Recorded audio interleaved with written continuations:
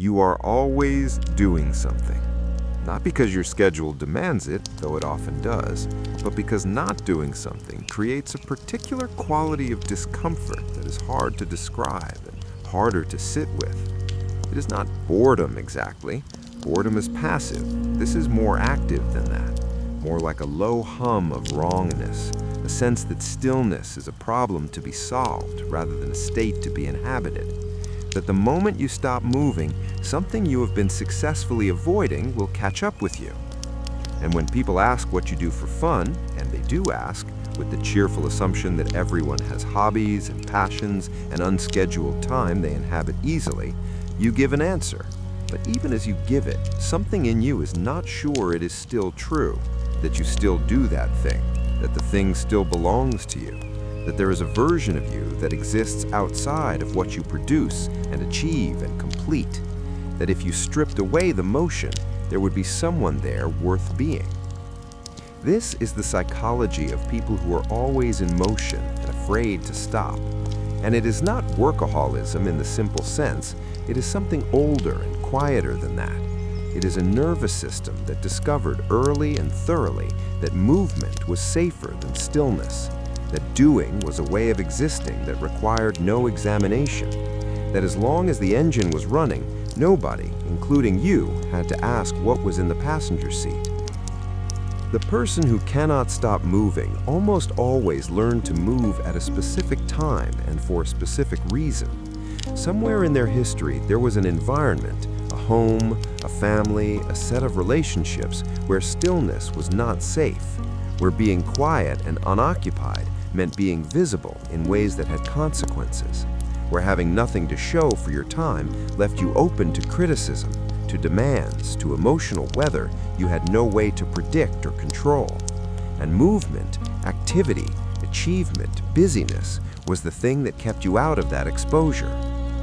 Sometimes it started with a parent who valued productivity above almost everything else, where love was communicated through praise for achievement and withdrawn subtly in the presence of rest, where doing nothing felt morally wrong, where you learned that your worth was located in your output rather than your existence, and you built a life around output. You became good at it, genuinely, impressively good, and the goodness reinforced the pattern, because the more you achieved, the more you were valued, and the more you were valued, the more the achievement became not just a habit, but an identity, a thing you could not remove without removing yourself along with it. Sometimes it started with chaos, an unpredictable home where things could go wrong without warning, and your best defense was to stay active, stay useful, stay one step ahead of whatever was coming next. Stillness in that environment was vulnerability. The person who sat down, who rested, who allowed themselves to be fully present in an unpredictable space was the person who got caught. And so you learned not to sit down, not fully, not in the way that would leave you exposed. You kept moving, and the moving became the only mode available. Sometimes it started with a loss, a grief that arrived before you had the tools to process it. And instead of sitting with it, which felt unsurvivable, you moved through it. You kept going. You stayed busy. You pointed the engine at the next thing, and the next thing, and the next. And it worked. You got through. And the lesson the nervous system drew from that was as simple as it was lasting. Motion is how you survive the unbearable. Stillness is where the unbearable lives. The engine that started running in that environment never received a signal to stop. It just kept going, into adulthood, into careers, into relationships, into every quiet Sunday afternoon that should have been restful and wasn't, running the same program in every environment, because programs don't know the environment has changed. They just run. From the outside, the person who cannot stop looks admirable. They are the high achiever, the one who always has something on, the one whose energy seems to generate more energy, the one who is already working on the next thing while everyone else is still processing the last one. People use words like driven and ambitious and focused, and those words are not wrong, the achievement is real, but they miss the texture of what is actually happening, which is less about drive and more about the particular anxiety of an engine that does not know how to idle. It looks like being unable to take a full holiday, not because there isn't time, there is, but because the third day in, when the novelty is worn off and what remains is simply unscheduled existence, something starts, an itch, a pull towards something that needs doing, a sense that all this unproductivity is somehow irresponsible, that the time is being wasted, that something back home is accumulating in your absence. And you reach for your phone, and you check your email, and you generate a small task to justify the alertness. And the holiday becomes a slightly less demanding version of your regular life rather than a genuine break from it. It looks like hobbies that have become achievements. You took up running and now you are training for a marathon. You started cooking and now you're working through a list of difficult techniques. You picked up a creative practice and now you're producing output and measuring the output and wondering whether the output is good enough. The thing that was supposed to be restful has become another arena for performance because your system does not know how to engage with something without eventually turning it into something to be accomplished. Because accomplishment is the only mode of engagement that feels fully real. It looks like a particular kind of restlessness at the end of the day, when the tasks are done, or as done as they ever get, which is never quite completely done, and there is an hour or two before sleep that has no specific claim on it. And instead of settling into it, you fill it with screens, with planning, with one more thing. Not because you're not tired, you are tired, but because the quiet of that hour, when it is not filled, has a quality that is uncomfortable in a way that is hard to name. A quality that makes you feel like you are missing something, like there is something you should be doing, like the stillness itself is a failure of some kind. The busyness is not the problem. The busyness is the solution to a problem that the person running it has not yet fully named. And naming it requires the one thing the solution has been specifically designed to prevent, stopping long enough to find out what is actually there. Underneath the motion, almost always, is one of two things, sometimes both. The first is a deep uncertainty about what remains when the achievement is removed. The person who has built their identity entirely around what they produce has a very specific vulnerability. They do not know who they are when they are not producing.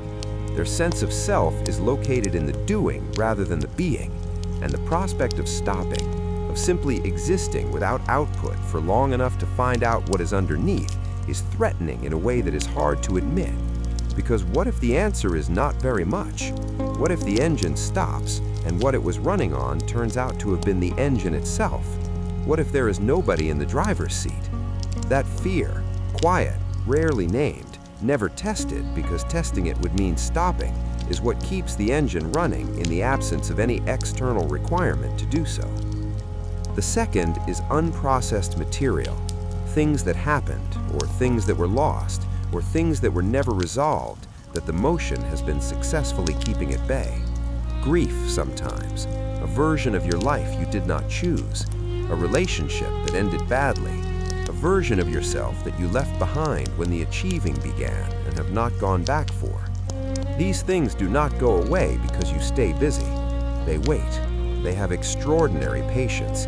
They know that every engine eventually runs out of fuel, and they will be there in the quiet that follows with everything they have been holding since the last time you were still enough to hear them. This is why the Sunday afternoon has that particular quality, why the holiday turns uncomfortable after a few days, why the end of a big project does not bring the relief you expected, but instead brings a vague, sourceless flatness.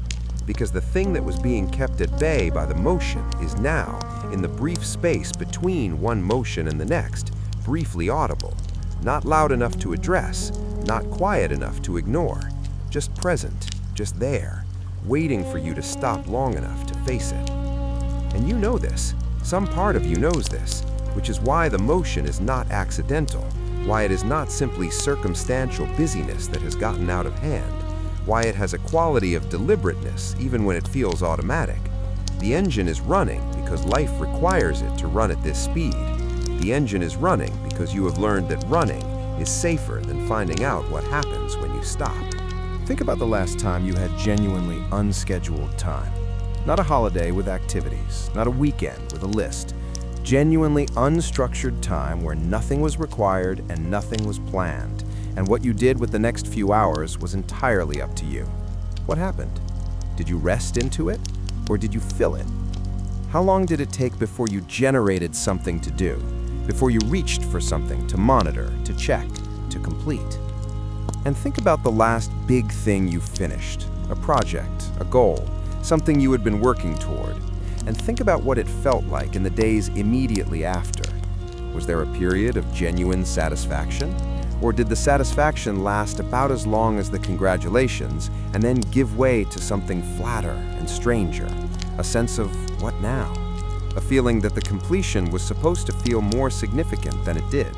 A restlessness that arrived almost before the celebration was over, already pointing toward the next thing, because the next thing was already necessary, because without the next thing, the question of what all the previous things were for would have nowhere to hide. And ask yourself the honest question, not the version you would give to someone who asked, the honest one. Do you know what you want?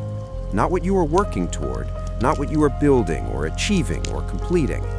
What do you want for yourself when nothing is required and nobody is watching and there is no output to produce and no benchmark to hit?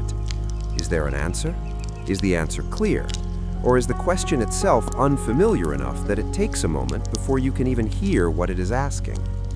Because the person who has been moving for long enough eventually loses access to that question. Not permanently, but the access requires stillness to find. And the stillness requires tolerating, at least briefly, the discomfort of not knowing what is there when the motion stops. And that discomfort is the beginning of something important. Not a crisis, not a breakdown, just the first honest encounter with the question you have been successfully avoiding by staying very, very busy. The motion is not wrong. Let that be clear. The achieving, the building, the driving toward things, none of that needs to stop. Some of it is genuine. Some of it is who you are when you are most alive. The capacity for focus and effort and the particular satisfaction of completing something difficult, that is real and it is yours and it does not need to be given up. But there is a difference between moving towards something and moving away from something, between the motion that comes from genuine desire and the motion that comes from the fear of what you will find if you stop. And the difference matters. Because the first kind of motion is sustainable. It nourishes you. It builds something that accumulates and has meaning that outlasts the doing. The second kind hollows you. It keeps you technically functioning while quietly draining the thing that makes the functioning worth anything.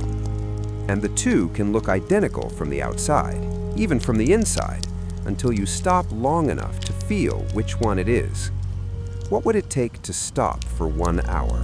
Not to rest, necessarily, not to be productive, just to be, to sit in the quiet without filling it, to let the discomfort come and to find out whether it kills you, whether the thing that the motion has been keeping at bay is as dangerous as the engine has decided it is, whether the passenger seat is actually empty or whether it has something in it that is worth finally looking at. Because here's the thing about the question of what is in the passenger seat. You have been afraid of the answer for so long that the fear has become larger than the answer. Whatever is there, the grief, the uncertainty, the version of yourself you left behind, the life you have not yet examined, it is survivable. You have survived hard things before. You have the evidence of that. The passenger seat is not a void. It is just a place you haven't looked in a long time. And looking is not the same as being destroyed by what you find. Looking is just looking, and after enough motion, looking might be the most radical thing you can do. You are not what you produce. That is the thing the engine has been running to avoid knowing. Because if you are not what you produce, then what you produce is not enough to tell you who you are. And if you do not know who you are when you are not producing, that is not a reason to keep producing. It is a reason to find out. 1 quiet hour at a time. 1 honest question at a time. 1 moment of stillness long enough to hear the answer. Next episode, There is a person who has never felt good enough, not in a dramatic way, just a persistent underlying sense that who they are and what they do falls slightly short of what is required, that other people seem to have something they are missing, that the gap between who they are and who they should be is real and permanent and their fault. Where that belief comes from, what it does to every room they walk into, and whether it was ever true, that one is next.